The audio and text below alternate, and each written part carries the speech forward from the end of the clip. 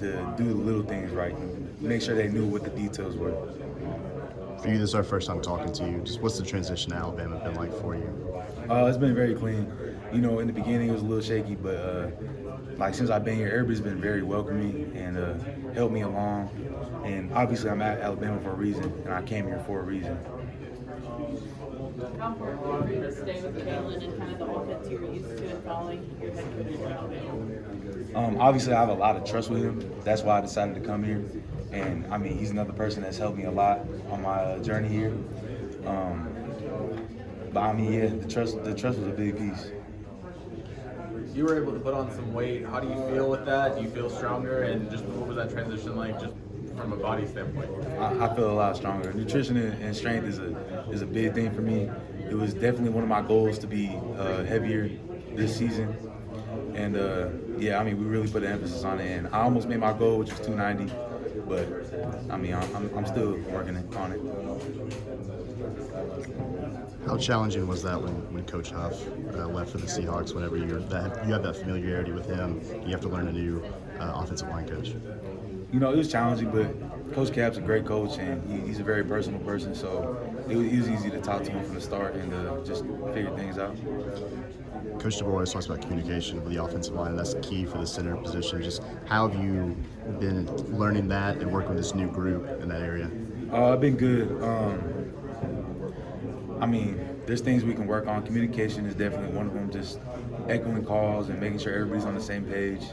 And obviously in the beginning of the game, it didn't feel like we weren't gelling correctly because not everybody was getting the right communication, and that's on me. I take responsibility for that completely. But yeah, I mean, it's a big piece. How big is it going to be to clean that up going on the road next week? It's gonna be a real big emphasis. We're gonna have the crowd noise. We're gonna be practicing it.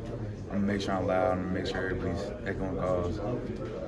What do you think kind of changed there in that fourth quarter? It's a 1-point game. Next thing you know, it's not a 1-point game anymore. What kind of clicked for y'all?